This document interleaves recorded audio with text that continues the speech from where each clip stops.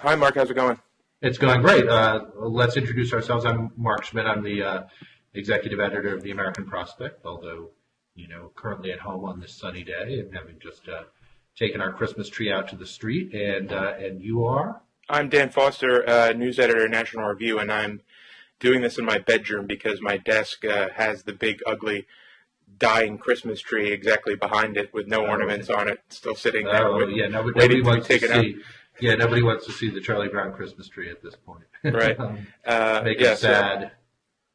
So we're doing this on Sunday, partly because, it's a very big news weekend with the shooting in Arizona of Congresswoman Gabby Giffords and a number of other people, including a 9-year-old girl and a federal judge and I think 3 other people, which is both a tragedy in itself and has also, raised a lot of debate about where this fits into, some of the uglier political discourse that's characterized American politics. In some ways since the beginning of time, but in particular in the last couple of years has taken on a particular quality. I'm kind of ambivalent about where I think it fits in. I'm not one who rushes to this is the inevitable thing that happens when you have rhetoric like, say, Sharon Angle talking about Second Amendment remedies. Right. I think that's prudent. Every event like this, and this is by far the worst, but everything like this, I think back to the guy who flew the little Cessna into the IRS building in 2009. There's been a rush to judgment and an exploitation, political opportunism by some people, and in each case it's kind of bitten them in the rear end. So I think it's wise to reserve judgment on this and wait until all the facts are out. But there's certainly these events are political Rorschach, and there's going to be something that either side can see in this guy's motives and his ideology, although ideology I think is way too charitable a word to describe the sorts of things that he was talking about. Unfortunately, I had to spend some time on his YouTube page and MySpace page yesterday trying to suss out what, if anything, he believed, what, if anything, motivated him to do this terrible thing. And there's first and foremost, he's a deeply disturbed individual. There's almost no sense in a lot of the things he was spouting. People will seize on some comments about the gold and silver standard, but I think when you see that those comments were in the service of a broader kind of metaphysical take on currency and things like conscious dreaming, this is just a idiosyncratic, psychopathic individual who there's not really much rhyme or reason. A guy who listed both Mein Kampf and the Communist Manifesto as his favorite books, along with Siddhartha and an obscure Ayn Rand novel, not even one of the popular ones. It's I think it's going. We're still holding Ayn Rand responsible, even if it's not one of her popular novels. that would be unfair. Yeah. Well, I'm struck by it. I feel like sometimes in this, I want to shake people a little bit and say, have you never answered phones in a congressional office or looked at the mail that comes into a congressional office, which, I haven't done much of either. When I worked on the Hill, I used to kind of be responsible for the legislative correspondence. There's a lot of this. And the people, the particular kinds of schizophrenics who tend to, I think, focus on elected officials or probably the media too. If you probably, if you open the random mail at National Review, you'll probably get a lot of this too. It's shockingly similar, the forms that schizophrenia takes. It's really, I didn't look in any Greek detail at the guy's YouTube videos or his other stuff, but it all sounds, this is what you get. And I think when you're in that role, say answering phones in a congressional office or, working in the district office or something like that, there's, that for every 50 of these people, one of them is really seriously dangerous and you don't quite know which of the one it is. Right. And that's a kind of a constant judgment. And I don't, the paradox is, what's the relationship between that and what is, the more mainstream? I don't think that fact totally that fact doesn't allow us to say, okay, well, the apocalyptic language and the Second Amendment language, Right. It's all off the hook. I mean, I do think sometimes that stuff feeds into people's validation of their actions. I mean, I think there's no question if there was a rush to judgment in this case, a lot of it was because I think that no member of Congress was as visibly and frequently and in as many different ways threatened as Congressman Giffords was. In ways that range from the vandalism at her office to the Sarah Palin rifle shot page, which people were, really outraged at the time, and I think probably with good reason. Whether that actually did or didn't validate this guy's, whether he fitted into his fantastical worldview or not, doesn't really excuse it, I think. No, and I'll say two things about that. I over the year and change that I've been at National Review Online, I've received, something on the score of 10,000 emails probably, and I try and read all of them, or at least read all of them enough to know whether they're worth reading in their totality. Right. And in that entire time, I've received exactly one. This is a little inside look. I've received exactly one that gave me pause, and it was by his reported, like an 80-year-old man who talked about whether it might be time to pick up a shotgun and fight a second Revolutionary War. One email at a major conservative organ in over a year that I thought had any kind of suggestion of that political violence might be taking place. And at that, I didn't, and I actually engaged the guy, and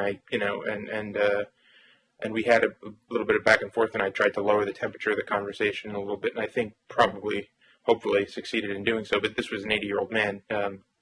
Also, so that's the only example of that I've gotten in my capacity, and it's anecdotal, but I would suspect that congressional offices get a lot more of that because these people are potential targets. But the reason why I think I don't get many emails like that is because people who are engaged in coherent, socially organized, founded on ideas, political movements aren't the sorts of people that do these things.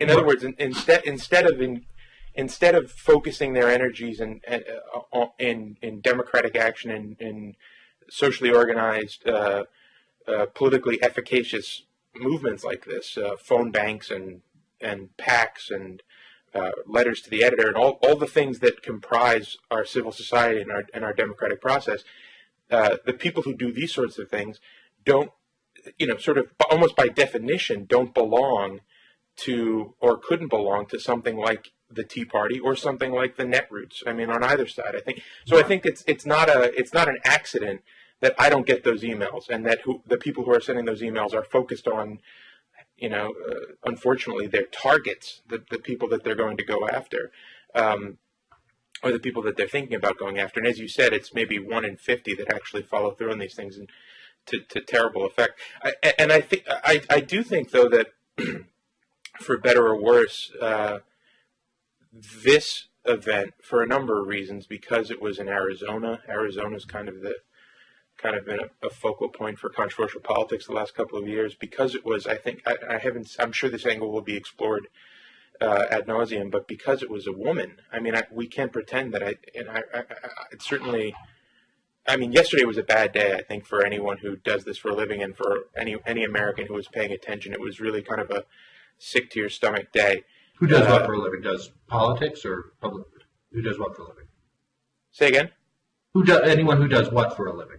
Anyone who does what we do for a living, who had to watch the coverage, or at least I had to be plugged into this guy, into this terrible event for 5 or 6 hours yesterday, and it was very unpleasant. I mean, it was the worst sort of world event day, and I don't think this is being hyperbolic, but for me it was the worst day, kind of psychologically, since September 11th. It was just a really bad day, but inevitably, I think for a number of reasons, because of how kind of horrific the specifics of this attack were, because a 9-year-old girl was senselessly murdered because a woman politician was targeted, shot in the head. I think for all these visceral reasons, people are going to inevitably use this this event to, and you already have, Carolyn Maloney talking about this is an argument for gun control, and I think people are going to use this event for the usual and predictable political ends, and I don't think that's going to be particularly healthy or particularly justified. Well, there's a lot of different things. It does make you think. I mean, here's a politician who, I always think about this because I'm a liberal who is completely forgiving about, elected officials have to, have to reflect their districts on gun control. Right. And I've always felt that, so it makes me pretty lax about it. I mean, I think Washington D.C. should be able to have the gun control law that it wants. I don't expect an Arizona politician to, have the same view about. I don't put a high priority on it, and by all accounts, it was also a strongly held personal view of her own, and along with her view of being a motorcycle rider and being opposed to helmet laws, and that's all fine. It's hard not to feel like there's a kind of particular tragedy that it is relevant that it is a state where there is no permit, concealed carry, as without limits as any state gets, and some ability to put a check on people who are severely mentally ill. Getting handguns should be considered a reasonable role of it. And here's somebody who been consistently broken with her party, or well, I guess it's not my party line on the issue, but had consistently taken the anti-gun control position, winding up a victim of it. It's hard not to think about. That this is what drives people to think differently about gun control. It's why Carolyn. You mentioned Carolyn Maloney, but Carolyn McCarthy from New York. She's a member of Congress because her husband was murdered in. No, I actually misspoke. Yeah. That's what motivated her to get into politics, and I think any time something like that happens, it does make you have to think about how do we reconcile this gun culture, which in many ways I think we have to, we kind of have to live with in much of the country, knowing that there are different views about guns in different parts of the country, with the fact that this kind of thing, or the Virginia Tech massacre, these kinds of things are going to be a reality of living in that culture, even if many millions of people live with guns and comfortably, and those things don't happen. Well, I think that's right to a certain extent. I think it circles back around to motives and whether or not we can connect this guy to any particular political ideology in the following way that. It might be the case. There is. I think a lot of us sort of shook our heads when we found out that this guy obtained the gun that he used in the attack legally. It was a semi-automatic pistol with an extended magazine, which is why he was able to shoot so many people. So I think that there's no question that this guy slipped through the cracks in a number of ways. He slipped through the cracks. Well, he didn't slip through the cracks. There are no cracks. This is the law in Arizona. This is the deliberate democratic choice of the people of Arizona. This is the law they want. Well, yeah, right. But that he, in other words, that this individual shouldn't have and wouldn't have been able to obtain this weapon under a well-functioning and reasonable set of, as you mentioned, constraints on the ability of people with a history of mental illness to get firearms that probably 80 or 90% of the country could agree on. Now, it's true that those laws maybe weren't in place effectively in Arizona, but what I was going to say is that this was also an incident in which another citizen who was legally carrying a concealed weapon in the crowd, apparently, now details are sketchy, and I imagine they'll remain sketchy because the facts of the ballistics and who shot when and where will be important to an eventual trial, so I don't suspect we're going to get a play-by-play of what happened, but we do know that somebody else in the crowd was firing at the shooter. I hadn't heard that. Say again. I had not heard that. Yeah, well, I mean, those were the reports yesterday. But these, I mean, and these things are very fluid, and eyewitness accounts often evolve and change with something as chaotic and seminal as this. But there was another law-abiding citizen, according to reports yesterday, who drew and fired at the shooter, and we don't really know what effect it had. He didn't hit him. This Loughner character wasn't hit.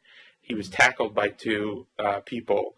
But we don't know what effect, if any, salutary effect, this law-abiding citizen sort of using a concealed weapon for, I think in the minds of most gun rights advocates, precisely the kind of thing you can and should use it for in a concealed carry state. We don't know whether that perhaps maybe saved lives or maybe or maybe there was a friendly fire. We don't know. I mean, but the point is that this sort of legal structure takes this sort of event into account, and I think this is exactly the sort of thing that supporters of gun rights in Arizona and across the country would say, well, good. There was a law-abiding Good Samaritan with a concealed carry permit who was here maybe able to save some lives. So, and the way that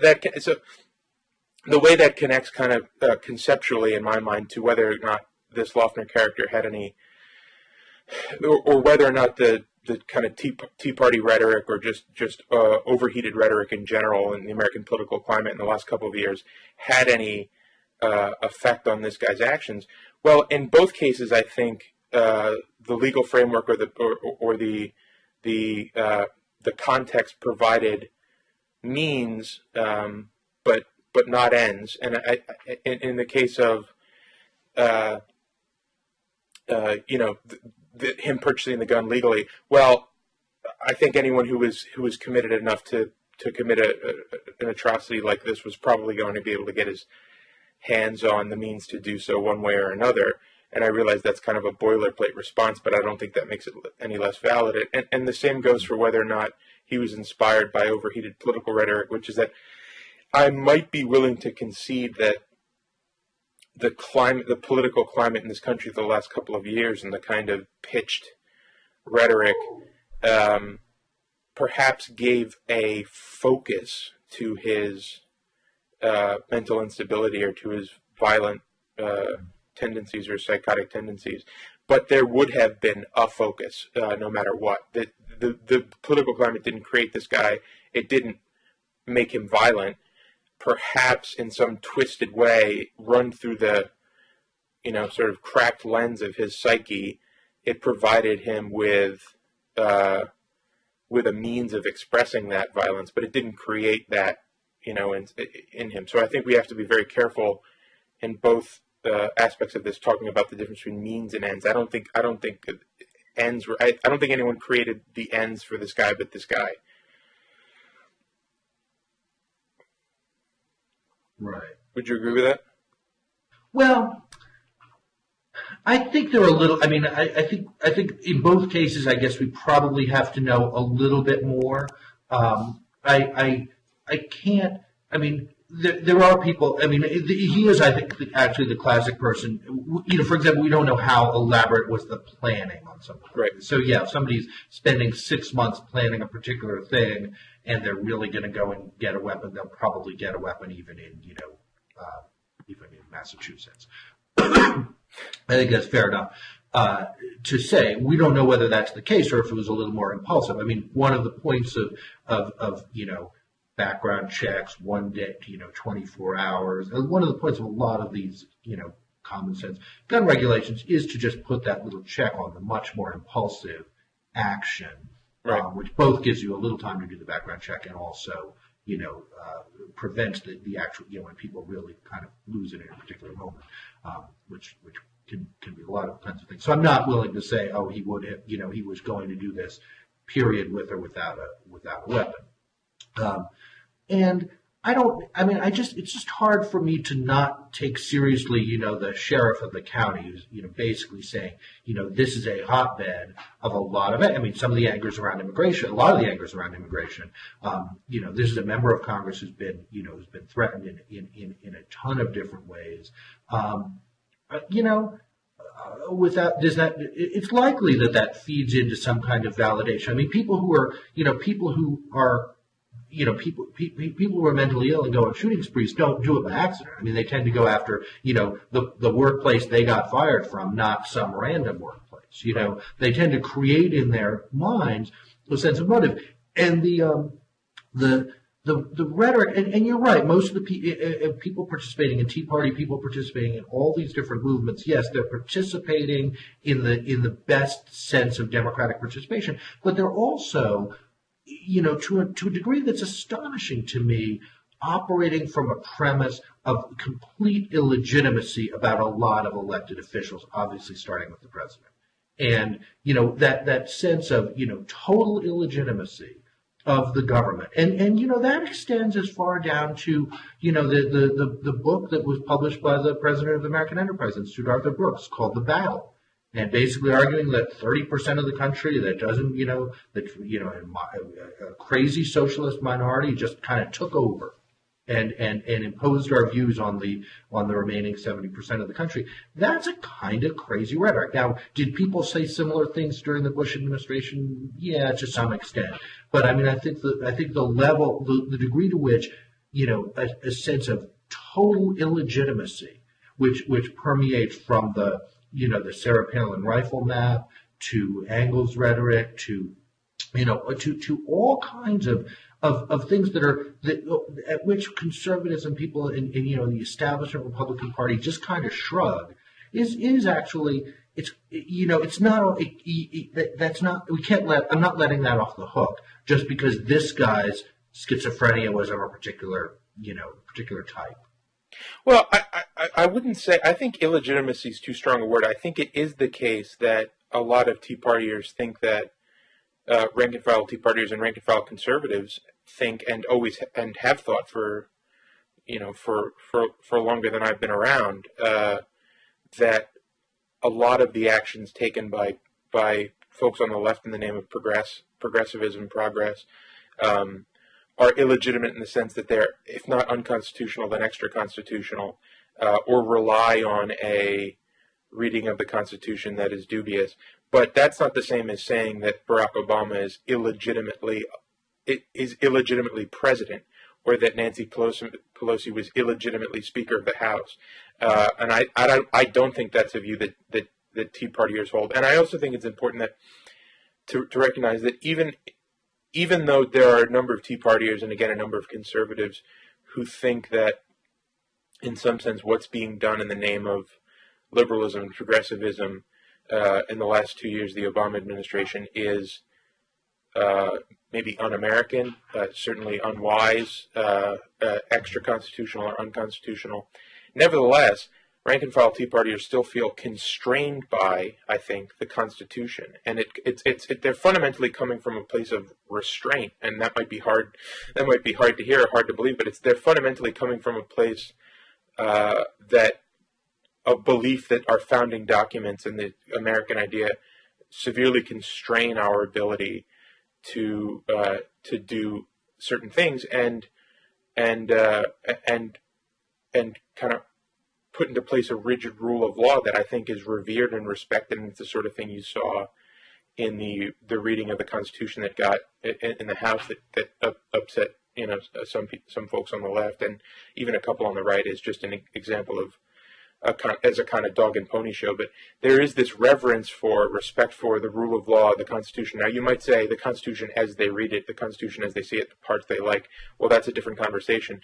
But I think it's really important to understand that in every respect, fiscally, legally, constitutionally, the Tea Party comes from a place where they feel constrained by, restrained by, a respect to the limitations on the exercise of power inherent in the Constitution. So I don't think that is congruent with this sort of I mean, the guy, one of the YouTube videos, it's not clear if it's him or if it's somebody else, and he just liked the video or whatever, that the vagaries of social media reporting, but one of this guy's YouTube videos was of a masked man burning an American flag. Now, I don't see any way of, and you know, the same way that Timothy McVeigh's brand of revolutionary zeal would have been, I think, completely alien to rank and file Tea Partiers. I don't see that there's any way to connect that sort of, you know, that sort of statement, that sort of symbolic statement to anything that the Tea Party would endorse.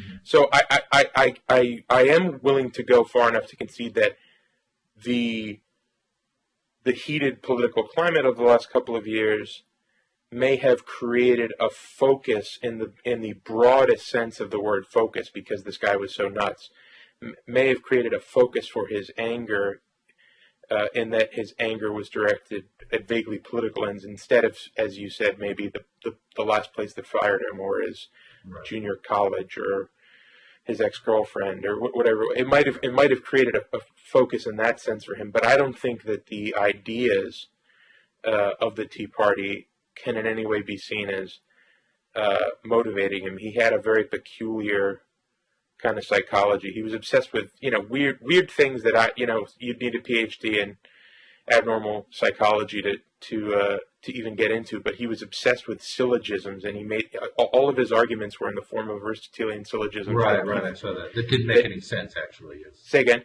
That didn't really make much sense. It didn't make any sense. Yeah. He was saying the premises were so. I mean, he missed the point of syllogistic logic. The premises were so absurd that he thought if they were just, you know, I guess he thought if they were just in the right formal structure that his arguments went through and made sense. But it was just totally bizarre and in many cases indecipherable things that I don't think you can really connect to any political ideology, left, right, or middle. I don't want to blame it. I mean, and it's right. And I don't think that even if all the stuff that he wove into his nuttiness came from the right, it's not like I think your side owns him, any more than like, if I'm on the center left that I own the 9/11 truthers or something like that, because they also are more or less on the left. Or, it's always like I used to every day I used to pass by a group of LaRoucheites with, trying to get me to sign a petition to impeach Dick Cheney.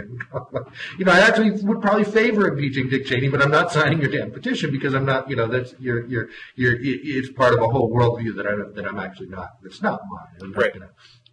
Everybody's not responsible for where there may be some congruences. So I don't want to build too much out of this. It's kind of, it is part of the soup, but it's also like, we do have to start talking about the role of this rhetoric. We do have to start talking about the fact that nobody says a word when Sharon Angle talks about, nobody on the right says a word about Sharon Angle talking about Second Amendment remedies. And she was let's not forget, she was a candidate who failed to beat a wildly unpopular and ineffective senator and Democratic leader. So she's not Mitch McConnell. She's not. She was a candidate for Senate who didn't win. Who despite all the conventional wisdom, wasn't able to unseat Harry Reid. So I don't want to elevate. I'm not concerned about Angle so much as the fact that at the time when she looked like, when she was actually leading in all the polls and people thought, she could be the next senator from Nevada, that's awesome. Nobody wanted to say one word about the most outrageous things that came out of her mouth. If she'd been, Christine O'Donnell, who, nobody gave any chance to, or she'd been, Ken Buck in Colorado, some primary candidate who people have written off, I think people would have been more eager, people would have been more willing to say, that's an inappropriate level of rhetoric. But when it's like, I don't want to jeopardize the chance of Sharon Angle being a U.S. senator, nobody said a thing. And I think that's a legitimate, a legitimate thing to be concerned about, which I do think conservatives and Republicans should be thinking about, even if in this particular case, they're not, there's not a direct level of responsibility. Right. It's probably true that there wasn't sufficient high profile repudiation of of those comments, and certainly I repudiate those comments. Even if they were said in jest, they were unwise, and if they weren't said in jest, then of course they're completely unacceptable. But the other point I wanted to make is that nobody, as much as it's convenient to say so, nobody owns, no one side owns martial military rhetoric, violent rhetoric in politics. I mean, it's some of these things have become so much the fabric of our political vocabulary and the way we talk that we don't even notice that they're particularly martial. I mean, conservatives didn't invent the whole war on X bit of political vocabulary. War on poverty, war on drugs, war on terror. Nobody owns that. And William James invented that with the moral equivalent of war. Well, exactly. Yeah, exactly. And if you and liberals get William James. And he's a complicated figure, but he's certainly a progressive, though. I don't know if he's but in any event, if you listen to my colleague, Jonah Goldberg, that was the start of it. The progressives, signed on wholeheartedly to the moral equivalent of war, and they realized that you could use military rhetoric to organize peoples to accomplish sort of big government ends. But that's another conversation. Something like, I saw something on Politico today about how, are the Republicans going to rebrand their healthcare repeal effort because the title of the bill is job killing? Now, I think that's, in light of the Giffords, I think that's absolutely ridiculous. I mean, because to get rid of the word killing? To get rid of the word killing, I couldn't believe that this was actually a thought that was going on. Now there's politically savvy responses to this, and I think the majority leader Eric Cantor, when he canceled all House votes next week, I think that's both politically savvy and honorable and just genuinely the right thing to do. But to suggest that you need to remove kind of all imagistic or metaphorical language from politics that might be related to violence or militarism or anything like that, I think is ridiculous. I mean, NAFTA was called a job killer. That doesn't incite violence. That doesn't suggest at all or intimate anything about the motives of the people who support or who use that sort of language to express their political beliefs. So I think it's kind of a chicken and egg thing, where I think there's a certain segment of the country that already starts from the assumption that people who hold kind of Tea Party beliefs must be more inclined to violence. They must be more militaristic. They must be more jingoistic, and therefore everything they say is suspect. And I think it's an easy trap to fall into. And I don't think it's some sort of evil conspiracy by the left to paint the Tea Party this way. It might. Well, I do think that's the motivation of some folks on the left. But I just think it's an easy trap to fall into because of the premise you start from, which is that people who hold these beliefs must already be militaristic and inclined to violence. Right. Well, I mean, I certainly, there are certainly people who hold that view, and I agree with you. Once you've named the bill, whatever it's called, repeal the job-killing healthcare Act, which I don't think that's a very good name for it at the beginning. And there's on the left there's a whole mythologizing of the way in which the naming of bills creates political reality. So that, for example, I've never there's polling that suggests that whether you call the estate tax or the death tax, it's equally unpopular. Right. But there's a lot of people who believe that the power of name, the Frank Luntz mythology, you give it that name and you win. And so obviously out of that Luntz mentality comes the title of the healthcare repeal. But having done it, I don't think that creates such a suggestion of violence that you then have to be like the old Washington Bullets basketball team that they had to change their name to avoid legitimating that. So I don't know that that's to me, it's not the militaristic rhetoric. To me, it's what's the kind of what's the way you talk about, politics in a democracy, and in the fact that you're sharing power with people you disagree with. What's the way you talk about it that allows you to, A, not have people get killed, but B, collaborative democratic decisions more effectively. And that, so to me, I mean, I think just to go back to this, and I want to talk a little bit about the last week in Congress, but to go back to the way you talked about the Tea Party as, based on restraint and a view of the Constitution that's based on restraint. On the one hand, yes, I think that's right, and I think that I think that it is valuable to think about the Constitution. I don't, I've always admired, there's always members of Congress, Senator Byrd being one of them, who always had a copy of the Constitution at hand. I think it is certainly a touchstone for everything that you think about.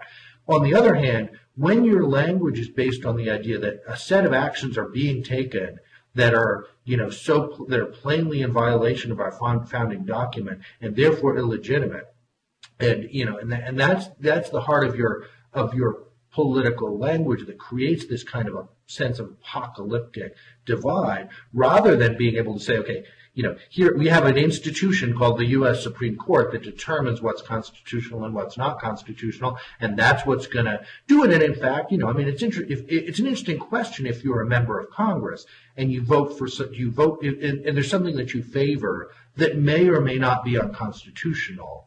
What's your obligation there? A very good example of that was always I think they passed 3 times the Internet Child Protection Act. Which is, pretty plainly unconstitutional, but most members from both parties voted for it. In a way, I think it's legit. It's valid for a member of Congress to say we have a way of determining what's constitutional or not, and it's called the judicial process. I don't know. I think that's an abdication. I mean, first of all, the oath. We all heard the oath. The oath that new members of Congress take is a little more notoriety in light of the 2 Republicans who missed it last week. But I mean, you take an oath to uphold the Constitution, and that implies, and more than implies, that you make a good faith effort to determine whether or not the actions you support as a member of that body are constitutional. And we also can't forget the fact that judicial review was a creation of the judiciary branch. It is.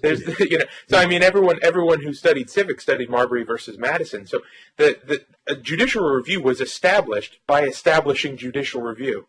So it's sort of, I'm not in any way meaning to imply the illegitimacy of it as a constitutional practice, but to act as if it's written into the DNA of the country that the court and only the court decides what's constitutional, I think is a misreading of both the structure of the American Republic and of history. I mean, the court exists to check the other 2 branches and to ensure, to keep them honest. But then again, so do the other 2 branches exist to keep the court honest. So I mean, we can't. I mean, to pretend that the Supreme Court is above and beyond scrutiny.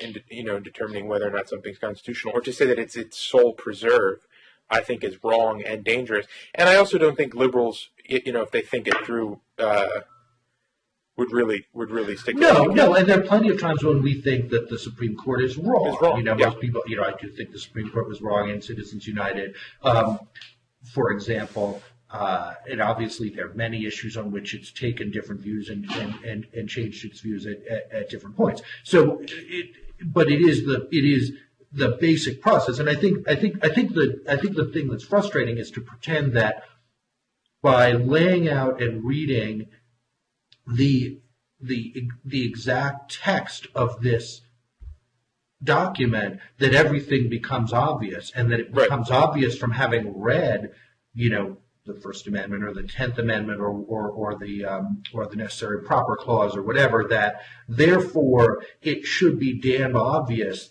that these actions by government are invalid is a very dangerous illusion. I mean, these are hard, there are hard cases in there. Yes, there are times when the Supreme Court gets it wrong. Part of living in a democracy, a constitutional democracy, requires both, requires the document, and then it requires a set of institutions that interpret that. And I do think, where the case is not hard. I mean, I actually think, Internet, the Internet Child, this is actually, I remember, this came up when I worked on the Hill, and I did think my boss shouldn't have voted for it, and he did. It was immensely popular. and it was plainly unconstitutional. I don't know. I don't know. I think you sort of have. It's okay to say, let's let the court tell us what they think about this. It's okay. I think it would be better in a case like that, where I think it's pretty blindingly obvious what they were going to say, and they said it 3 times, and it was 9-0. In not necessarily in one case, I'm not sure. Where it was blind. Yeah, then I think your obligation is probably to follow your own interpretation of the Constitution. But you're right about not elevating the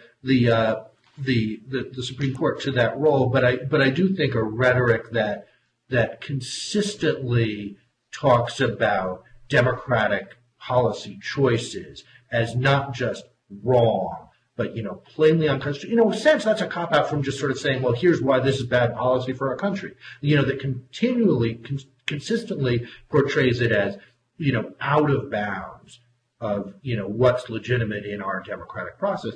That's going to cultivate a lot of an apocalyptic view of politics, and an apocalyptic view of politics can't coexist with this kind of democracy. Well, speaking of Congress passing blatantly unconstitutional measures, we wanted to talk a little bit about the healthcare bill.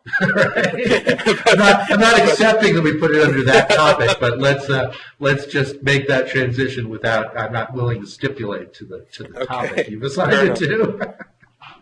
But yeah, I mean, it was an interesting week last week with the first steps toward repeal. I was sick one day, so on Thursday, I guess, and I watched a lot more C-SPAN than usual, and watched the House Rules Committee as it went through as it systematically rejected the various attempts to make amendments in order.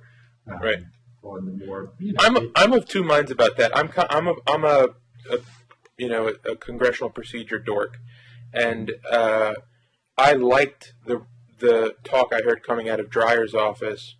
And coming from the Republican side in the run-up to the election about how rules was going to be a lot different in the House. I mean, I don't think the average individual understands just how powerful the Rules Committee is in the House, and how the House is a mob, right? It's a chaotic mob, and so the Rules Committee and the power it has to drastically limit the terms of debate on any given measure is in some sense, I think, as a right-thinking conservative, in some sense necessary to kind of corral the people's house into some semblance of order, because it can be a very chaotic body without really, really strict controls. And that's why leadership is so powerful in the House relative to the Senate. But when I heard Dreyer saying, well, look, Nancy Pelosi's 111th was maybe and I'm still not sure if this is true, but was maybe the first Congress in history to not consider a single measure under what's called an open rule, where anyone can propose an amendment on the floor. Is that saying something? And Dreyer and the rules folks said, well, in the 112th, things are going to be different. Right. And I do still think that they're going to be able to do that, and they will make an effort to do it. But in this case, they passed their very first rule on a substantive piece of legislation. And what was it? It was a completely closed rule that waived all points of order and didn't allow the minority to offer any amendments. Now, I'm of two minds. And there's very few completely open rules, no matter what. I've done a little. I haven't done enough homework on this to be able to speak definitively. But the disappearance of the open rule, admittedly, happened under Tom DeLay's watch. This is what I've been told by conservative procedure guys who, in the House, who I won't name, but frustrated Republicans who, for instance, were trying to do budget points of order when the Republicans in the early part of the Bush administration were getting out of control with spending. Frustrated conservatives who have now been elevated to relatively prominent roles on the budget and appropriations committees and elsewhere tried to make budget points of order and tried to do things and offer amendments to cut spending. And Tom DeLay and the Republican leadership at the time said, "Whoa, this is a problem." And so they kind of dropped the hammer, as it were, on the rules process and closed off a lot of the rules to deal with Republicans. Interestingly enough, other Republicans, not Democrats. So that's my understanding of the history. But because it's Democrats, you just vote down the amendment. Right. So and my understanding is that it's been just like the filibuster, just like how the filibuster has gotten out of control in the last 20 years. Progressively, the closed rule process in the House. Yes, there have always been a lot of closed rules, and as I said, that's necessary due to the kind of chaos. Well, you can also have a closed rule. You can have a closed rule that allows 30 amendments to be in order. Exactly, a structured rule. Which I don't remember how many amendments were in order to the original healthcare bill, but it was significant. Yeah, it wasn't one, yeah. and that's the number on this one. But just to round out that thought. Part of me thinks that's a bad idea, and I wrote that on the corner, and I took some flack from some of my readers who said, who made some good points and I think some bad points. They said, there was the sort of whatever it takes to repeal this monstrosity, I don't think is a valid point. I think if you run on a clear, open, transparent procedure, it's your obligation to stick to that. But the good point that was made that I think is fair enough, if a little pedestrian, is that this is a repeal measure. I mean, how many amendments do you need? If you significantly amend a repeal measure, it's probably stops being a repeal measure. Now the replace resolution. So there's repeal, it's 2 pages, simple, and then there's this replace resolution, which instructs the relevant committees to come up with something better, and we don't know what that is. That's probably months and months away, but. Now that should be an open amendment process. I think that'll be a big test of the seriousness of the rules reform. Well, not necessarily, because I look at it and I sort of think, if there was any seriousness about the replace part, you would, then I would actually think that the closed rule on repeal is probably valid, because you want to kind of clear the decks, and now you're gonna do this thing to replace it. I'd probably be less shocked by it. I don't think none of that is going to happen, because the appealing parts of it are the parts that the insurance industry hates the most. The unappealing parts of it are the parts that, like the individual mandate, that the insurance industry would most want in order to make those things work. None of that's going to happen. And one way to make it not happen is have an open rule and let the whole thing fall apart and blame Democrats. You might be right. That might be true. I don't know. I think that the Republicans have are in a position to America's benefit, but probably to their political, probably represents a political problem for them, that if they had been able to defeat the healthcare bill when it was brought by the Democrats last year, they wouldn't have had to think really hard about what to put in its place. But now I think they are in a position where if there's any real chance of repeal, and we both know that there probably isn't, although I did allow myself a bit of daydreaming, that if the House quickly passes repeal and the Democrats get filibuster reform in the Senate, then maybe it could pass in the Senate and it would at least get to the president's desk. But I don't think that's likely either. But, I do think that since the health care bill is in place, and since Americans are a little bit more informed now about what's in it and about what they like and don't like about it, and a lot of it remains really, really unpopular. As a matter of fact, the last poll I saw on the individual mandate, had disapproval up at like 60%, maybe 62%. But I think now that Americans know what's in it, they know what they kind of want out of healthcare reform a little bit better than they did in 2009. And I think that pushes the Republicans, if they're serious about this, if it's not just going to be a little sap to the Tea Party and then they're going to move on, it puts them in a position where they do have to think about what's going to take place here. And it might be as simple, and I think for the worst, it might be as simple as keeping the things that people really like, which was kind of the suggestion of the Pledge to America, that we'd keep the ban on, we'd keep the outlaw on banning people for pre-existing, denying coverage for pre-existing conditions, and we'd keep the no annual caps on benefits and things like that, which are really, really expensive, and in the absence of the unpopular bits, even more expensive and more untenable. But they could just do that. That'd be a cop-out, but maybe... And more inflammatory towards the people who financially backed you in moving to repeal. Right, yeah. No, the insurance industry can't stomach those provisions without the individual mandate. Right. So, but I think that's a good point. But so if they are, and maybe I'm answering my own question here. Maybe this is just a pure symbolic move so that they can get down to the business of entitlement reform, or budget cutting, or whatever their priorities are going to be for the next year. But if it isn't, then this really forces Republicans for the first time in a long time to think about market-friendly, low-cost, regulatory or deregulatory, more like it, fixes to the problem of healthcare costs. And so hopefully we'll see what comes out of the committees. Right. Oftentimes we get really, really bad bills on the president's desk, but there were a few really, really great ones that came out of committee. That's usually the way these things work. So we'll at least see what the Republicans' best ideas are. Right. Well, yeah. I'll look forward to that, although I really have trouble taking it seriously. And let me just, I want to wrap this up in a couple minutes, but I want to just touch on something else. Again, my sick day of watching C-SPAN really made me wonder about the degree to which, you mentioned entitlement reform and budget cutting. I watched this whole thing on Thursday with Congressman Paul Ryan, who's the chair of the Budget Committee now at the Manhattan Institute, with Paul Gigot.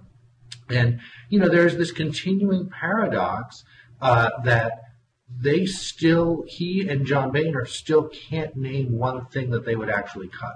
And I almost feel like, I'm a liberal. I'll give you here's my list, and they're not all defense. Yeah, and there's a lot of stuff out there. Does anyone think? Whatever happened to National Endowment of the Arts? Just say National Endowment for the Arts. And I think that if you can't say that now, you're never going to be able to say it. If you can't say that on the, this is the high water mark of political clout and ability to get the agenda in place.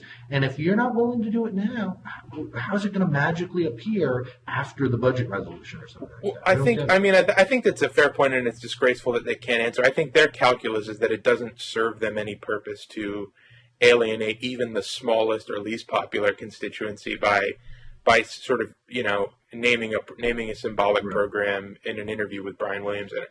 And I kind of see where they're coming from, but it's true. Does anyone really like the current agricultural subsidy regime? There seems like a lot of things that would be obvious targets for cuts. And you mentioned Paul Ryan in particular, and you and I talked.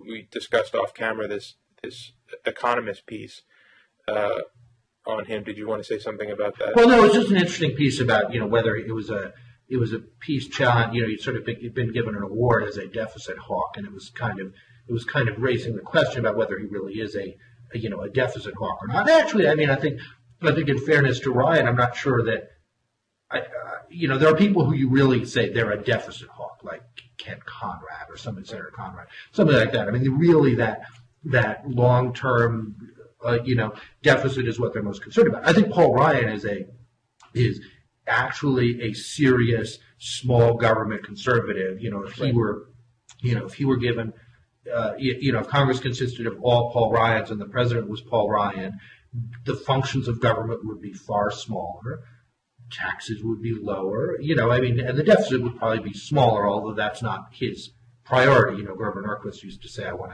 to, bringing these two things down. I want to bring spending down. I want to bring taxes down, and I'm not too. The difference between them is less important than just getting both of them down. And that's probably about where Paul Ryan is. However, he has to be the chair of the Budget Committee in a Republican caucus where, actually having the nerve to cut any spending isn't there, and the zeal to cut taxes is pretty high, and as the result is, you're going to wind up. But with a higher deficit. But I'm struck by the degree to which it's not just that they're not really willing to cut deficits. It's that even the minimal, even the just kind of getting started on real spending cuts I just don't see how it's going to happen. And so that the press is very gullible about there's going to be this great showdown over the fight of bringing spending back to 2008 levels. I don't even know how to begin. If you can't name a thing now, if you can't incur somebody's anger now, how are you later going to be willing to do that in order to bring spending down to 2008 levels, or spending down to 2008 levels for just half the year and not the whole year? I just don't see it happening, and I think that's going to be an interesting. I mean, to me, that what's interesting is these guys know that they don't want to wind up in the position that Newt Gingrich wound up in, which was, really thinking that he had a mandate to cut Medicare and Medicaid and earned income tax credit and so forth, and winding up in a showdown where he lost a ton of ground. So they know they don't want to do that. Then what's the thing you do? Having been elected and given this power. It's almost like we have this power, but if we actually use it, we're doomed. And I don't know where that leaves the Republicans.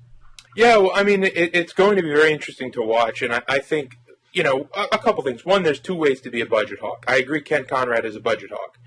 That's true. But, I mean, to me, the kind of budget hawkism, the deficit hawkism that creates something like Obamacare, where it reduces the deficit by increasing government revenue to $760 or $770 billion and only increasing government expenditures by $560 billion. That's not the kind of deficit hawkism that I think any conservative is interested in. And I don't think that makes conservatives hypocrites. I don't think the Norquist position is at least tactically hypocritical. Now, on a long enough timeline, it's an unsustainable position. Right. But, people who've compared, Ryan's recent actions to, and the Economist piece does this, to the kind of starve the beast mentality that prevailed during the Bush administration. I don't think that's fair either, because the starve the beast mentality was an emphasis on tax cuts coupled with a baldly hypocritical move to ramp up spending and even entitlement spending, which was the biggest, No Child Left Behind, Medicare Part D. These things, I mean, that's the blatant hypocrisy. That's starve the beast. Right. I don't think what Ryan is doing, I think Ryan's acting tactically and strategically. I don't think what he's interested in, though, is hypocritical. I do think that he thinks that, and all of us on the right think that, government doesn't have a revenue problem; it has a spending problem, and again, that's a cliche, but it doesn't make it any less true. So I think there's two ways to be a deficit hawk. I don't think that Ryan's guilty of starve the beast. I think he's doing something different.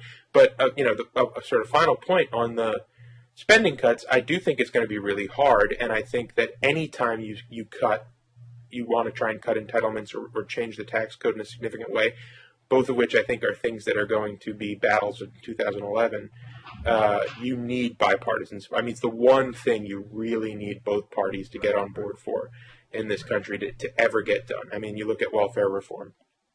And so, if President Obama is serious about tax code reform, which I think he is, he's hinted that that's going to be a big priority this year, and it might even be a big piece of the State of the Union in a couple of weeks, then something can get done. And I think that the Republicans have a little bit of leverage to bring Democrats on board with this debt ceiling battle.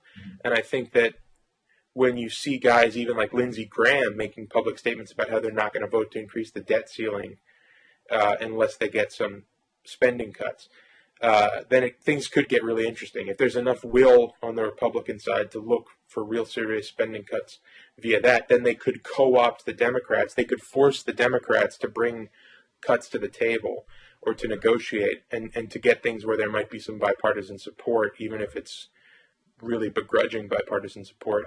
If they can bring the Democrats into the fold on this, then it will be possible to cut the budget. But I agree that the Republicans cannot do this alone. It's too politically explosive. Right. Well, I think it'll be great. I mean, tax code reform is a great idea, and I think there ought to be some opportunity for bipartisan cooperation. Absolutely. If it doesn't turn into, oh my God, this is actually a tax increase, because something's going to go up, and ultimately revenues have to be they don't have to be massively higher, but they probably have to be somewhat higher. Right. Certainly, if you're going to. And there's a lot on the right and the left who I think both agree that we need a broad tax, but not get rid of the progressivity of the income tax necessarily, but a broader tax base with fewer rates and hopefully lower rates that can, and get rid of some of these stupid tax expenditures and simplify the code. And I think, a lot of people can be happy about that. I'm an old-time tax reform person, so I'm totally with you on that. So on that harmonious note, yes. Let's just kind of wrap this discussion up, because I told my daughter I'd take her to see Gulliver's Travels, so we better hit the road and go see that. And enjoy. Yeah, thank you very much, Daniel. This was a good, Thanks, a good Mark. It was a good conversation. chat. Yeah. Okay, take care. Have a good rest of your day. Thank Bye. you too. Bye bye.